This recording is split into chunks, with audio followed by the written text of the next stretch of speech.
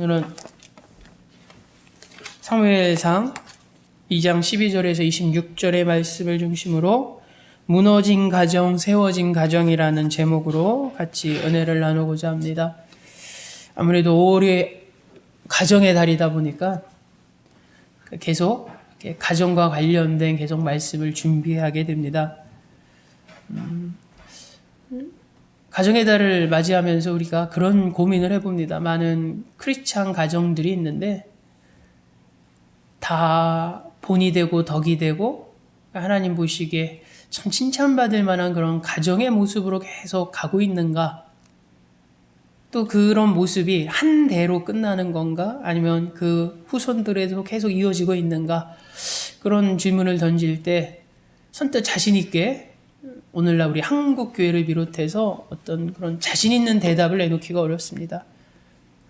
물론 세대가 그만큼 악해지고 세상이 막 정말 빠르게 많은 유혹이 더 다가올 수 있는 그런 환경 속에 놓여 있지만 느껴지는 것은 이전보다 어떤 신앙의 모습들이 또 개인의 신앙도 그렇지만 어떤 가정으로서 믿음의 가정으로서의 모습 또 이전에는 막 그 대를 이어서 믿음을 지켜갔던 모습.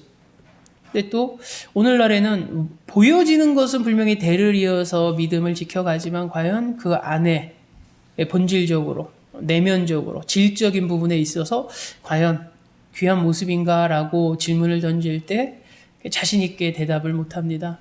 그만큼 쉽지 않다는 것이죠. 그런 의미에서 오늘 본문은 어떤 믿음의 가정인데 두 가정에 대한 이야기가 기록되어져 있습니다. 사무엘상 2장의 말씀이죠. 사무엘상 2장의 말씀을 쭉 보고 1장, 2장, 3장을 이렇게 연결해서 보면 핵심은 이제는 하나님이 어떻게 사무엘을 처음에 부르시고 하물며 어떻게 쓰셨는가의 그 과정에서 이제 그런 부분에 도입되면서 시작된 말씀이지만 사실은 그 안에는 중요한 메시지가 들어져 있죠. 담겨져 있죠. 먼저 오늘 우리가 나누고자 하는 것은 두 가정의 모습을 보고자 합니다. 두 가정은 오늘 성경에서 하나는 엘리 제사장의 가정이고 하나는 한나의 가정. 물론 가장은 엘가나죠. 근데 주인공의 초점에 맞춰진 이가 어머니인 한나이기 때문에 저는 한나의 가정이라고 표현을 합니다. 엘리의 가정과 한나의 가정이 오늘 성경에 등장하게 됩니다.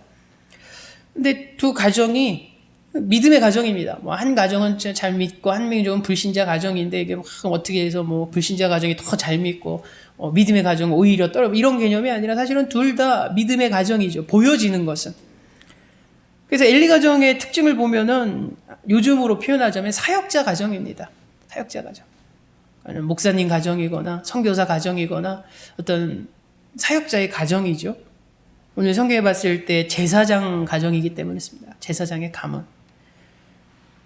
그리고 이 당시에 제사장의 가정이라는 것은 단순히 신앙의 본이 되고 어떤 믿음의 어떤 단단한 그런 대단한 그런 믿음의 가정 그것으로 끝나는 것이 아니라 사실은 어떻게 보면은 지도층에 해당하는 위치입니다.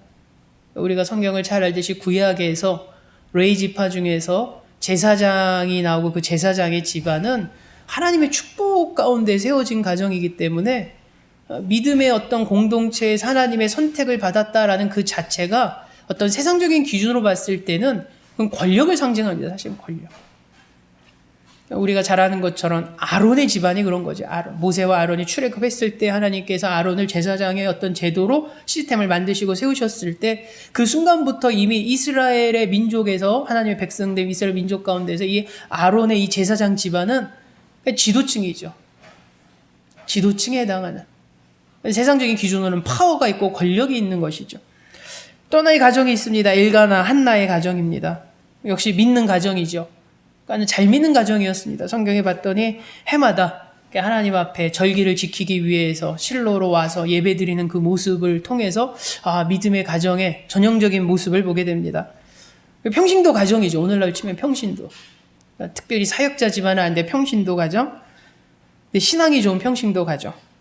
그리고 중산층입니다. 중산층. 그러니까 우리가 평신도라도 좀 이렇게 서민 같은 좀 가난한 그런 가정도 있지만 성경에서 등장한 이 한나의 가정은 좀 중산층 이상의 가정입니다. 왜냐하면 일부 다처제의 임을 보기 때문에 그렇죠. 그러니까 일부 다처제라는 이 제도가 이 구약에서 특히 이제 왕정이 시작되기 전에 일반인들에게 이거는 되게 합법적인 것입니다. 합법적인. 그 당시 문화가 그렇습니다. 일부 다처제가 허용된 이유가 문화적인 배경이죠. 첫 번째는 우리가 잘 아는 것처럼 어떤 대를 잇는 것에 대한 상당히 중요성을 의미합니다. 우리 가문이 대를 이어야 되는데 결혼을 했는데 부인이 대를 잇지 못한다면 그런 대가 끊기니까 그것을 대를 잇기 위해서라도 다른 새로운 부인을 맞이하게 되는 그런 배경이 있는 거죠. 우리나라 한국에도 옛날 조선시대 보면 그런 게 많지 않습니까? 두 번째는 이게 농업 국가고 그리고 목축업을 주로 했기 때문에 노동력에 대한 문제가 있습니다. 노동력. 그러니까 노동력이라는 것은 결국 일손이 필요한 것이고 일손이 많다는 건 가족이 많아야 되고 가족이 많으려면 부인 한 명보다는 부인 두세 명을 뒀을 때 출산된 아이들이 다 노동력이 되기 때문에 어떤 그런 부분에서 이 필요성이죠. 세 번째는 그 당시에 문화적으로 봤을 때 생명이 길지 않았습니다, 여러분. 아이가 낳다가 죽을 수 있고 이런 환경이기 때문에 또 병에 걸려 죽고 이러면서 자주 죽고 이렇기 때문에 어쨌든 그 죽음으로 인해서 가족의 구성원 수이 줄어들고 이런 것들에 민감하게 많이 일단 낳다는 거죠. 많이 나도 어떻습니까? 시간이 지나면 살아있는 사람 몇 보면 그다지 많지 않다는 거죠. 옛날에 우리 뭐 60년대, 70년대 보면은 막 남매가 10남매인데 그런 얘기 많이 듣죠. 저희 때는 그런 게 없었는데 막 어르신 얘기 보면 처음에는 10남매였는데 나중에 병으로 죽고 뭘로 죽고 해가지고 어떤 게 좀 열악한 환경 속에서 그냥 오래 버티지 못하고 나중에 봤더니 뭐 5형제만 남았다더라, 뭐 5남매만 남았다더라. 뭐 그런 얘기를 많이 듣죠. 그러니까 그만큼 어떤 의학이 발달하지 않았던 그런 문화권에서는 일부 다처제가 전혀 이상하지 않는 어떻게 보면 합리적인 제도로 있었음을 우리는 보게 됩니다. 그러니까 요즘 기준하고는 많이 다르죠. 요즘 기준이라면 무슨 일부 다처제 말이 돼? 막 그러지만 이 당시에는 그랬다는 거죠. 근데 일반 가정에서는 사실 일부 다처제가 그 문화권에 있음에도 쉽지 않았습니다. 왜냐하면 경제적인 문제가 있기 때문에. 근데 엘가나 집안이 지금 브린나와 한나가 있었다라는 것은 일부 다처제였던 건 그만큼 경제적 여유가 있었다는 겁니다. 그것을 상징하는 거죠. 근데 믿음의 가정이 시작이 됐는데 중요한 것은 그런 모습을 잠깐 고민을 해봅니다. 이건 핵심되는 것은 아닌데 믿음의 가정은 다 문제가 없는가? 문제가 있었습니다. 오늘 성경에 봤더니 이 한나의 가정은 믿음도 좋고 그게 되게 화목하죠. 더군다나 어떤 모습을 보게 되면 여러분 성경을 깊이 보면 이 엘가나가 이 한나에 대한 사랑이 상당히 뜨겁습니다. 뜨겁다는 표현보다는 되게 어때요? 크지요, 사랑이. 그래서 보통 그 당시 문화권으로 해석을 합니다. 만약 내가 부인이 있는데 부인이 내 대를 이어나지 아들을 못 낳는다고 그러면은 이제 다른 부인을 드리는 거죠. 그게 다른 부인이 들여서 아들, 자식들을 낳으면 이제 그쪽으로 관심이 더 가고 더 하고 이렇게 씀씀이하고 세상 말로 치면은 아이를 못 낳는 여인은 버림받는 그런 시대, 그리고 지위가 낮아지고 첫 번째 부인이라 할지라도 밀린다는 거죠. 우리 조선시대 조선왕족실록에 보면은 이렇게 후궁이 오히려 정실 그 왕후보다도 더 권력이 셀 때가 잠깐 보이죠. 그런 거랑 비슷한 개념이 있습니다. 근데 그런 와중에서 오늘 성경에 봤더니 엘가나가 한나에 대한 사랑이 변하지가 않습니다. 오히려 그런 한나의 아픔을 알기니까 보듬어 주려고 하죠. 그래서 성경에 보면 더 챙겨주는 모습이 보입니다. 그래서 나중에 무슨 말까지 나오면 내가 10아들보다 낫지 않냐라는 표현까지 합니다. 그러니까 요즘을 치자면은 막 이렇게 막 결혼 10년 막 넘고 이랬는데도 아이가 안 생기면 막 병원에서도 막 여러 시술도 해보고 막 이렇게 검사도 하고 만 하면은 이렇게 잘 안 생길 때 이제 위로할 때 아유 우리 아이 없으면 어때? 내가 더 잘할게 막 이렇게 위로하는 말이 있지 않습니까? 근데 그런 거랑 비슷하죠. 엘가나가 이 한나에게 10아들보다 내가 더 낫다. 그러니까는 아이 없다고 아들 못 낳았다고 그런 거 개의치 말고 난 괜찮아. 오히려 제일 신경 쓰는 사람은 가장이어야 되는데 오히려 가장인 엘가나가 신경 쓰지 마. 나는 한나 당신만 있으면 돼. 그러니까 뭐 아이 못 낳는 거 아들 못 낳는 거 그런 거 신경 쓰지 마. 내가 더 잘할 거고 내가 10아들보다 낫지 않냐. 그래서 실제로 그렇게 행동을 합니다. 근데 되게 아름다운 모습일 수 있죠. 근데 당사자인 한나는 그것으로 마음의 어떤 위로가 다 되지는 못합니다. 가장 큰 것이 일단은 브린나였죠, 브린나. 브린나가 이렇게 상상을 우리는 그런 식으로 해봅니다. 우리가 아브라함 때도 그랬죠. 사라하고 있을 때, 아브라함 때, 야곱 때도 그랬죠. 라헬과 레아가 있을 때도. 그러니까는 한쪽이 더 사랑하는 사람이 있습니다. 오리지널로 더 사랑하는 사람. 근데 항상 보면 성경에 보면 그 오리지널로 더 사랑하는 사람한테 하나님이 축복을 몰아주지 않습니다. 오히려 이쪽으로 좀 미흡한 쪽으로 좀 넘기시죠. 특히 자녀의 축복은 이쪽으로 주죠. 그래서 정작 정말 오리지널 사랑하는 사람의 자녀에서는 자녀가 많이 나오지 않습니다. 우리가 알지 않습니까? 성경에서 나온 것처럼. 그러니까 우리가 상상했을 때 그런 것 같습니다. 이 엘가나가 이 한나를 정말 사랑한 여인인데 이 여인이 아들을 낳지 못하니까 이제 브린나를 이제 부인으로 맞이하게 되죠. 그래서 이제 아들이 막 나옵니다. 이제 아들이 태어났겠죠.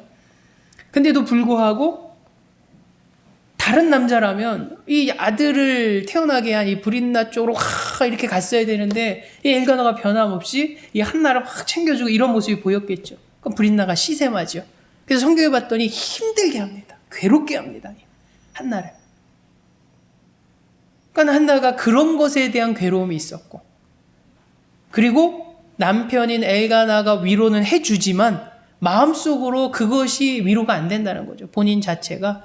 왜냐하면 그 당시 여인에게 있어서 두 가지는 상당히 중요한 것이거든요. 바로 자식에 대한. 그러니까는 성경에서도 개념이 이 아이가 태어난 것이 하나님의 축복이고 반대로 아이를 낳지 못하면 이건 벌 받는 거 아니냐 이런 개념으로 접근할 정도로 민감했던 부분이에요. 그러니까는 남편이 위로해도 이 한나 입장에서는 야, 하나님이 날 사랑하지 않는 거 아니야? 이런 느낌. 또 미래를 보더라도 후손이 있어야지 나중에 노후 때 그 후손들이 봉양하는 게 당연한 그 당시 문화권인데 그럼 나중에 나이 들었을 때 나는 누가? 이런 부분에 대한 고민들. 그러니까 그게 마음의 위로가 안 된 거죠. 그래서 보면 겉으로 봤을 때 믿음의 가정이요 하지만 누구나 어떤 고민들이 있다는 것이죠. 고민들. 이 한나 가정의 고민은 바로 자녀였습니다. 자녀. 그래서 그 자녀의 문제를 갖고 어떻게 합니까? 하나님 앞에 매달리지 않습니까? 매달리니까 하나님이 응답하시죠. 그러니까는 앞에 잠깐의 에피소드는 짧지만은 결국 뭐냐면 믿음의 가정마다 완전한 가정은 없습니다. 들여다보면 나름대로 고민이 있죠. 문제점이 있죠. 그것으로 인해서 상처도 있습니다. 그래서 어떤 것으로도 위로되지 않는 부분들이 있고 해결되지 않는 부분이 있습니다. 그 부분은 하나님이 해결해 주셔야 됩니다. 하나님의 영역이라는 거죠. 만약 그것을 깨닫는다면 즉시 반응해야 됩니다. 한나가 이 실로에 가서 하나님 앞에 철야를 했듯이 매달리는 거죠. 하나님이 응답하십니다. 자녀의 문제뿐만 그러겠습니까? 많은 문제들에 있어서 그렇다는 거죠. 그랬을 때 이 한나 가정은 문제를 해결받습니다. 바로 사무엘이 태어난 것이죠. 사무엘. 이제 중요한 것은 그 다음의 부분을 우리가 보려고 합니다. 엘가나 가정의 그러니까 엘리 가정의 이제 아들들이 성장합니다. 한나의 가정에서도 이 사무엘이 자라게 되죠. 정작 보고자 하는 오늘 포인트는 이 자녀에 대한 문제입니다. 자녀에 대한 문제. 이 자녀들이 온전히 잘 자랐는가? 엘리의 아들들은 정확히 오늘 성경에 뭐라고 나오냐면 홈니와 비느하스라고 나옵니다. 기록되어져. 그리고 한나의 자녀는 오늘 성경에 사무엘이죠. 물론 그들의 연대가 같은 연배는 아닙니다. 그러니까 엘리의 아들들이 훨씬 연장자죠. 그리고 사무엘이 한참 어리고. 근데 중요한 것은 이렇게 믿음의 가정에서 태어난 자녀들의 결과가 어떻겠는가? 마지막 결론이.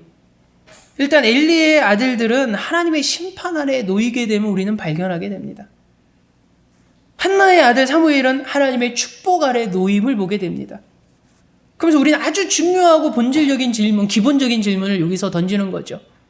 똑같은 믿음의 가정, 물론 하나는 사역자 가정, 하나는 평신도 가정이라 할지라도 기본적으로는 하나님의 가정, 믿음의 가정인데 왜 그 가정의 자녀들이 한쪽은 하나님의 축복이 임했고 한쪽은 하나님의 심판이 임했는가?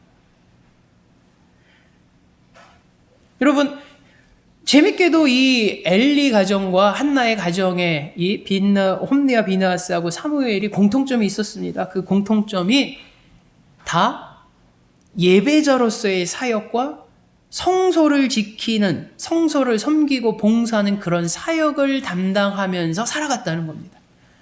그러니까는 두 집안의 아들이 전혀 서로 겹치지도 않고 관련성도 없는 더 제각각 다른 삶을 살다가 그런 모습이 보여진 게 아니라 놀랍게도 두 집안의 자녀들이 똑같은 일을 했다는 거죠. 바로 예배자로서의 사역을 감당합니다. 특별히 엘리 제사장의 아들들, 홈리와 비느하스는 제사장의 아들이기 때문에 그들은 제사장이 됩니다. 그래서 성경에 봐도 오늘 성경에도 그렇게 기록되어져 있는 부분을 보게 됩니다.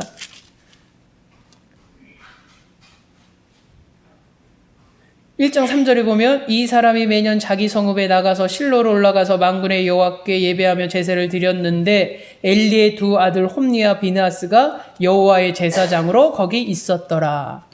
그러니까 엘가나가 해마다 하나님 앞에 예배 드리러 가면 그 성소에서 예배 드리러 오는 자를 도와서 하나님 앞에 예배 드리는 그 일을 담당했던, 그게 바로 누구였냐면 홈리와 비느하스라는 거죠. 예배자의 모습이었다는 거예요. 예배를 드리는, 예배를 이끌고 가고 예배를 주도하고 아주 중요한 사역이죠. 동시에 그들은 제사장의 아들이었기 때문에 성소에서 살아갑니다. 그러니까 성소를 지키고 성소를 섬기고 성소에서 봉사하는 그런 사역으로 살아가는 이죠.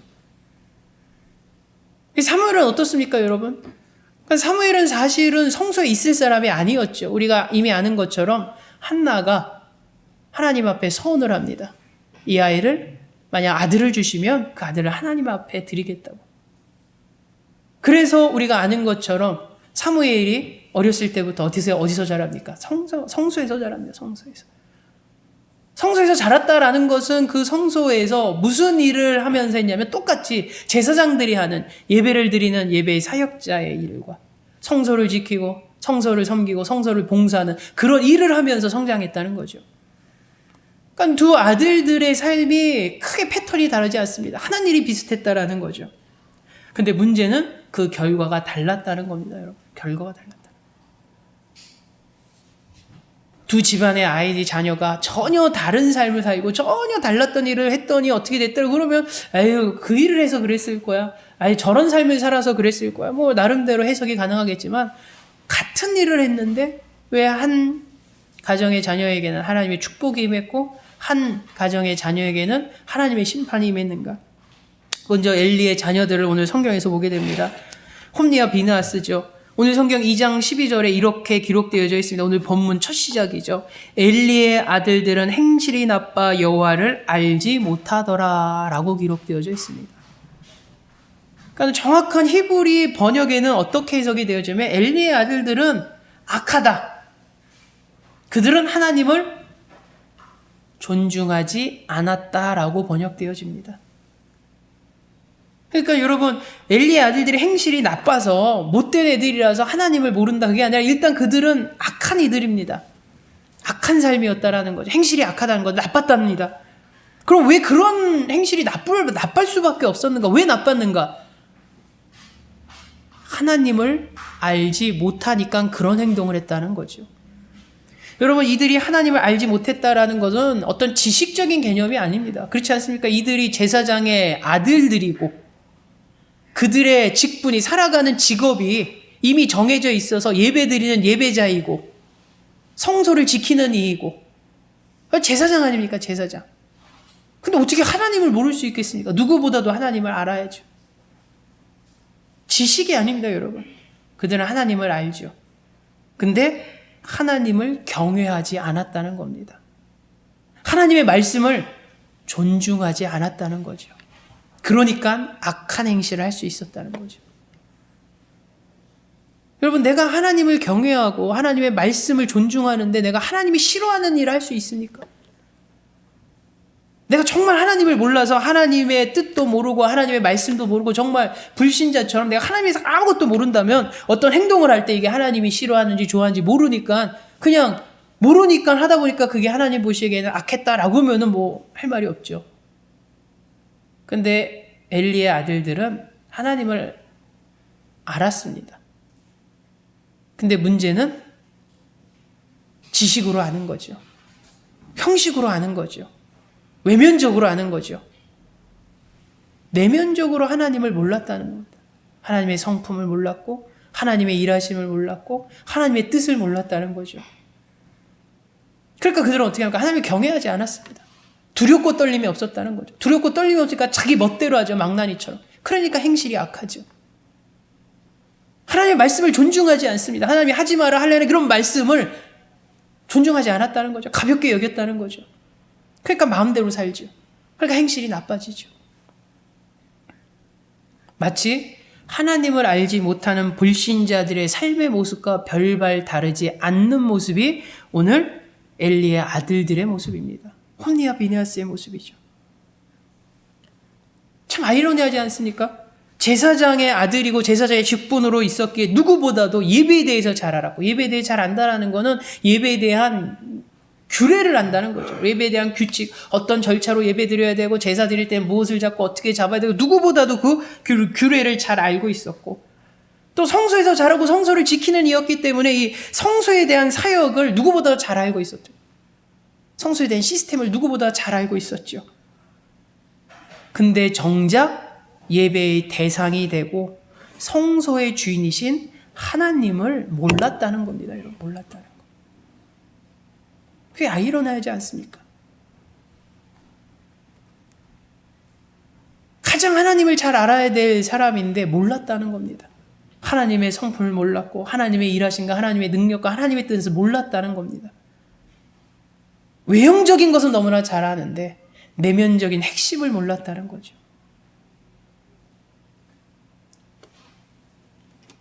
우리가 가끔 수학할 때 선생님이 제일 많이 하는 말이 있습니다. 원리를 파악하라는 말을 한다. 원리를. 그러니까 왜 그러냐면은 문제를 풀어야 되니까는 막 선생님이 풀이 과정을 얘기합니다. 학생들은 당장의 시험에 어떤 결과나 문제를 맞춰야 되니까 어떻게 하냐면 풀이 과정을 기계처럼 외워버립니다. 아, 이런 식으로 나오면 어떻게 열고 어떻게 열고 어떻게 열고 이런 순서대로 한다라는 거 의미에서 시험을 봐서 맞지요. 그 문제를 맞으면 본인은 아, 나 이 문제 아는 문제야 라고 생각을 하죠. 근데 문제는 다음에 그 문제를 조금 응용해서 내면 100% 다 틀립니다. 막 수학 선생님이 화가 나. 야, 이거 그때 했던 거랑 똑같은 문제인데 왜 틀려? 그러면 애들이 그게 왜 똑같냐고. 그럼 뭘 놓치냐면 원리를 놓친 거죠. 개념과 원리가 있는데 그 개념과 원리를 파악하면 그 문제가 어떤 식의 유형이 나오든 똑같은 거기 때문에 개념과 원리라면 다 문제가 안 되는데 문제는 학생들이 기계적으로 외웁니다. 기계적으로. 그러니까 외형적으로는 그 문제를 알고 풀었다고 하지만 내면적으로는 개념도 모르고 원리도 모릅니다. 그러니까 모르는 것이죠, 사실은. 근데 우리 신앙의 모습이 그렇습니다. 우리가 잘 알죠. 성경 지식이 너무나 박식하지 않습니까? 근데 과연 정말로 아냐는 거죠. 아냐는 거.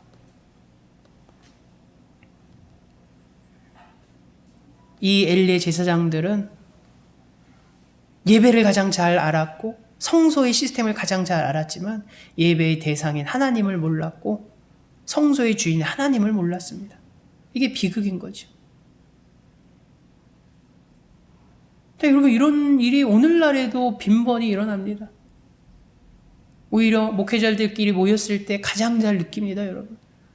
목회자들끼리 모였을 때 이제 동기들이나 이렇게 선후배끼리 얘기할 때 보면 이제 성도들한테 제일 안 하는 얘기는 합니다.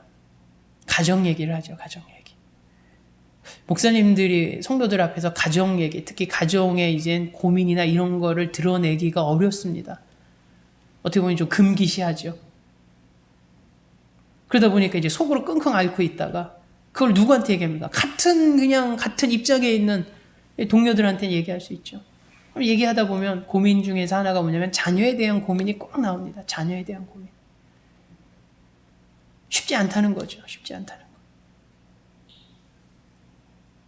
거. 목사님은 훌륭해도, 사모님은 훌륭해도 자녀가 꼭 훌륭하고 신앙과 믿음이 좋냐? 그런다는 보장이 없습니다. 그러니까 힘든 거죠. 실제로 주변에서 보면 그것을 확인하기도 합니다.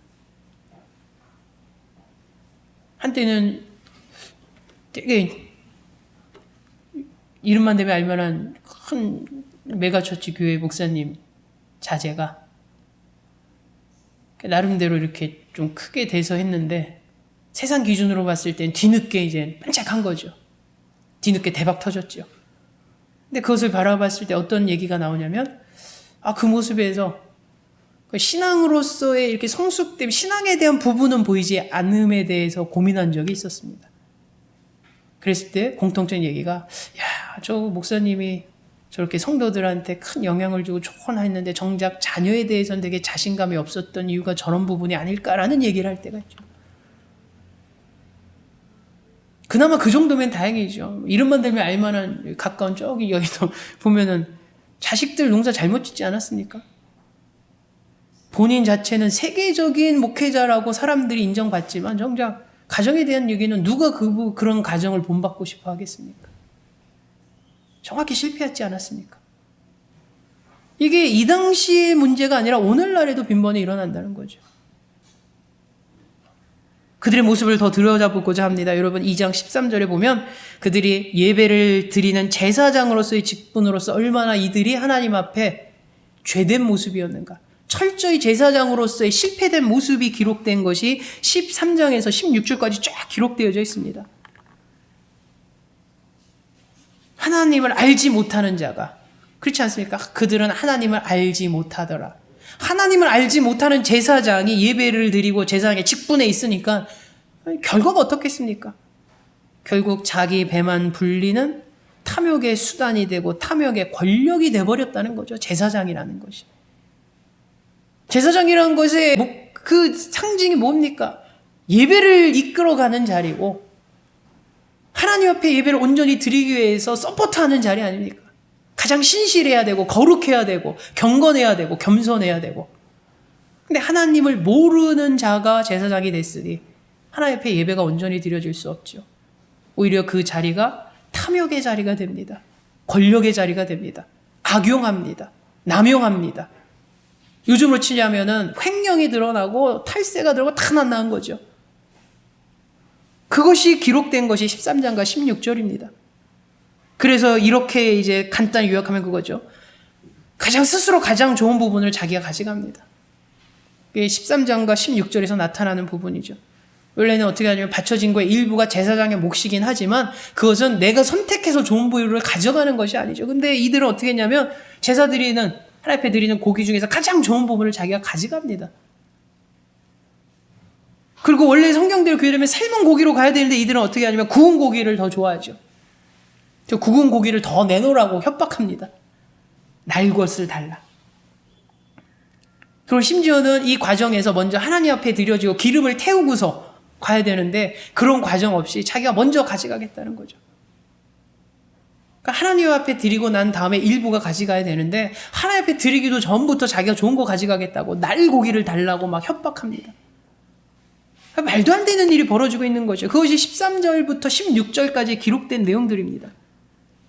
그랬을 때 마지막 17절에 이렇게 성경이 기록하지 않습니까? 이 소년들의 죄가 여호와 앞에 심히 크면 그들이 여호와의 제사를 멸시함이었더라. 아멘. 죄가 작은 게 아니라 죄가 큽니다. 왜냐하면 제사장이란 자리에 있어서의 직분을 엉망으로 했기 때문에. 그래서 그 죄가 큰데 핵심은 뭐냐면 여호와의 제사를 멸시했기 때문이라고 성경은 말합니다. 여러분 여호와의 제사가 뭡니까? 예배 아닙니까? 예배를 멸시했다는 거죠. 우리가 신앙생활에서 하나님과의 가장 관계에서 가장 중요한 이 예배를 이끌어가는 제사장이 멸시했다는 겁니다. 멸시했다는 거. 그래서 그 죄가 크다는 거죠.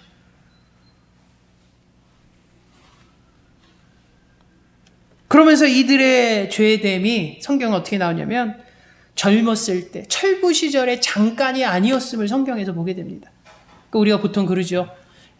철 모르고 이럴 때는 막 이렇게 막나니처럼 살다가도 때 되면 정신 차리고 사람이 변한다는 얘기를 하죠. 주변에서도 그런 얘기 많이 듣습니다. 막 중고등학교 때는 정말 말을 안 들어가지고 그냥 걷잡을 수 없이 막 막나니처럼 뛰다가 군대 갔더니 좀 철들었네. 그런 소리 듣기도 하고 또 결혼하더니 철들었다는 얘기 듣기도 하고 자식을 낳으니까 좀 달라졌다는 얘기 듣기도 하고 어쨌든 어느 시점이 지나면 그런 망나니도 좀 변한다는 거죠. 우리가 세상에서 많이 보지 않습니까? 그렇다면 우리도 그런 접근으로 가면 이렇게 철없어서 그래서 표현대로 하면은 이 소년들의 죄가라는 표현 들으니까 얼마나 철없다는 얘기 아닙니까? 철이 없어도 제사장의 위치에선 그러지 말았어야 되는데 너무나 엉망이라서 그렇게 했다 하더라도 어느 정도 되면 이제 하나님 앞에 겸손함으로 경외함으로 이렇게 와야 되는데 그들은 변하지 않았다는 거죠. 그것이 22절부터 24절의 포인트입니다. 여러분 22절과 24절을 제가 읽어보겠습니다. 22절에 엘리가 매우 늙었더니 그 아들들이 온 이스라엘에게 행한 모든 일과 회막문에서 수정드는 여인들과 동침하였음을 듣고 그들에게 이르되 너희가 어찌하여 이런 일을 하느냐? 내가 너희의 악행을 이 모든 백성에게서 듣노라. 내 아들들아 그러하지 말라. 내게 들리는 소문이 좋지 아니하니라. 너희가 여호와의 백성으로 범죄하게 하는도다. 아멘. 여러분 지금 어떻습니까? 이들이 망나니처럼 이런 행동을 했을 때가 성경의 표현대로 하자면 이 소년들이라는 표현을 썼을 때였습니다, 여러분. 정말 어리진 않았지만은 저희가 봤을 때는 청년에서 청년으로 넘어갈 때쯤이지 않을까. 그렇게 시작했던 그들의 망나니의 삶이 엘리가 늙어서 매우 늙었다는 이 시점에 이르기까지 변하지 않았다는 거죠. 이것이 문제라는 겁니다. 여러분 우리가 믿음의 가정에서 자녀들이 속썩일 수 있고 제가 말씀드린 것처럼 동료 목사들이 하도 자녀들 문제 막 얘기합니다.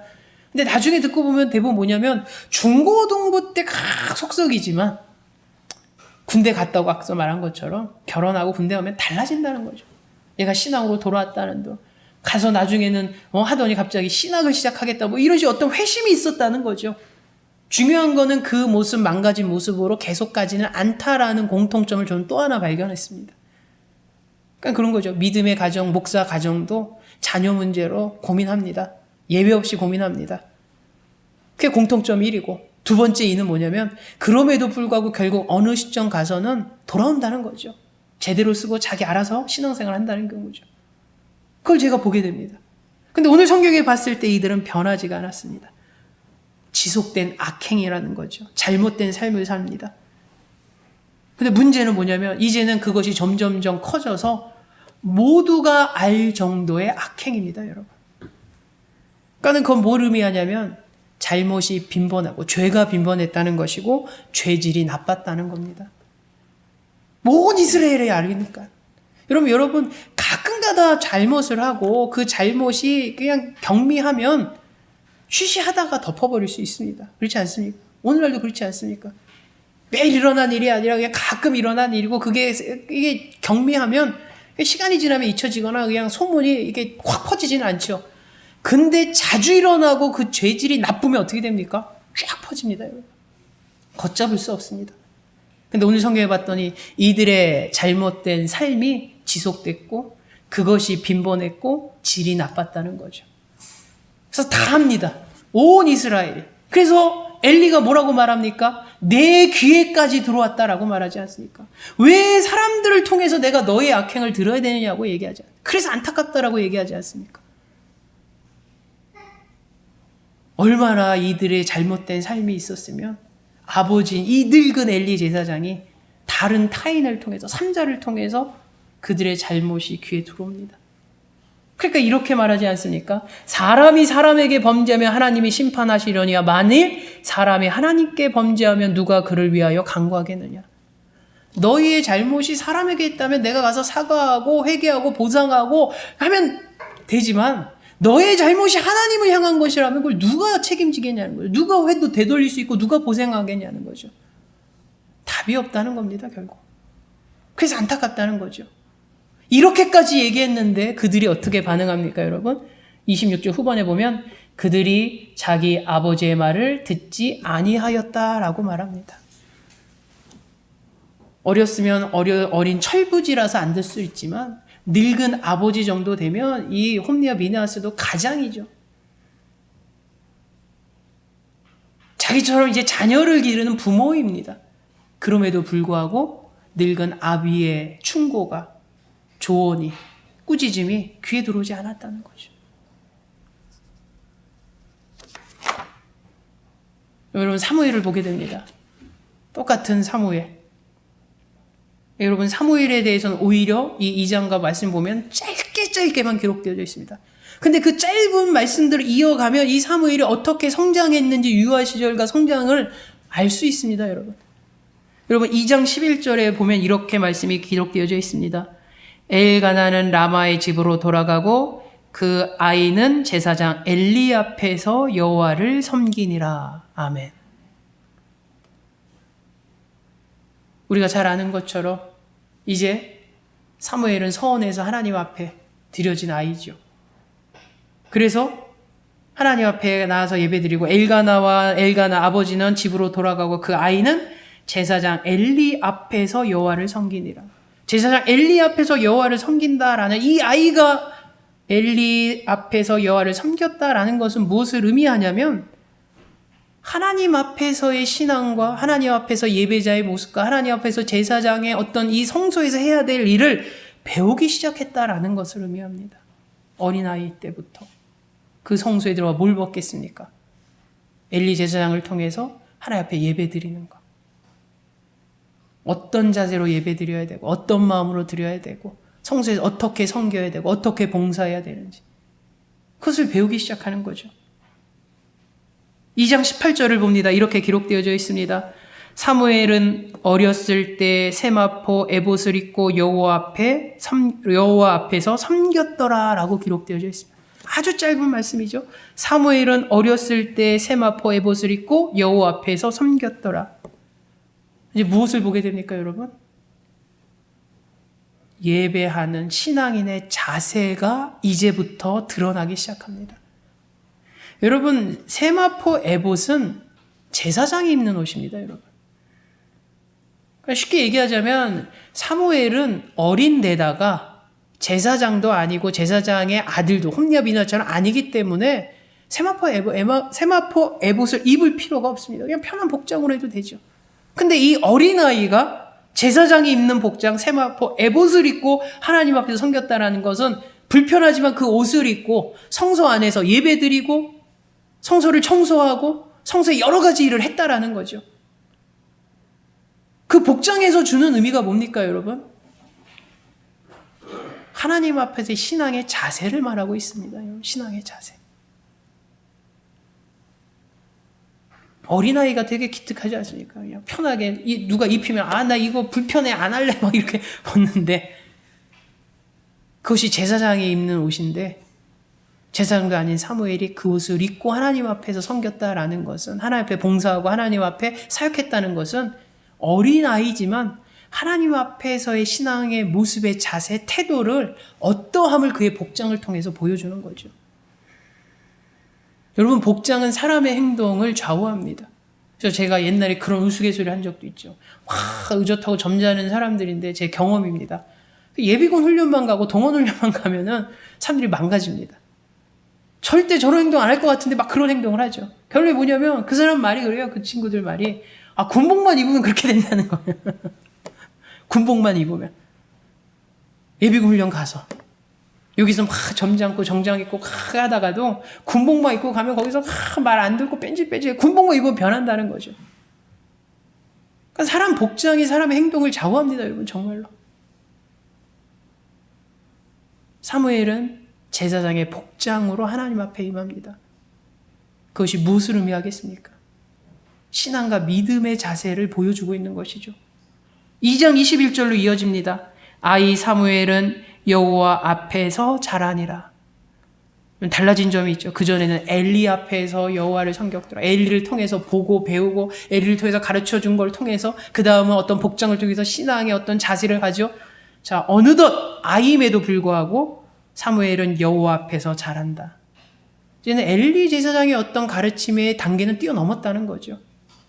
이제는 내가 하나님과 1대1의 관계 안에서 믿음과 신앙의 성장을 시작했다는 겁니다. 아이 사무엘이. 참 그런 면에 있어서 좀 부럽죠. 아임에도 불구하고.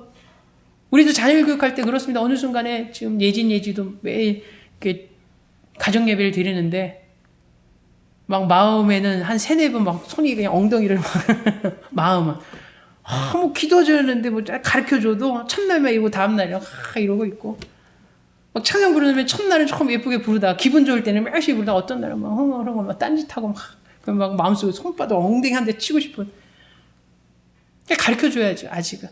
쟤네들이 1대1로 하나님의 어떤 관계를 세울 수 없는 아이고 연약하기 때문에 부모를 통해서 가르쳐주는 거죠. 그러니까 계속 부모가 가르쳐줄 수 없다는 거죠. 어느 단계가 되면 본인이 하나님과 1대1의 관계를 형성해야 됩니다. 사무엘이 그것을 보여주지 않습니까? 어린아이라 할지라도. 사무엘이 어렸을 때 거기 가서 자기가 뭘 했겠습니까? 그러니까 엘리 제사장한테 배운 거죠. 신앙의 선배한테 배우는 겁니다. 이렇게 예배 드리는 거고, 이렇게 찬양하는 거고, 이렇게 하나님 앞에 섬기는 거 배웁니다. 그러면서 배워갑니다. 그래서 자기가 본인이 하나님 앞에서 어떤 신앙의 자세를 만들어가지 않습니까? 세마포 에봇을 입고 하나님 앞에 나아가지 않습니까? 어느 순간 됐더니 이제는 엘리를 통해서 하나님을 섬기는 것이 아니라 내가 하나님 앞에 1대1로 나가 하나님을 섬기는 모습으로 성장하고 성숙되지 않습니까? 마지막이 2장 26절에 이렇게 기록되어져 있습니다. 아이 사무엘이 점점 자라매 여호와와 사람들에게 은총을 더욱 받더라. 아멘.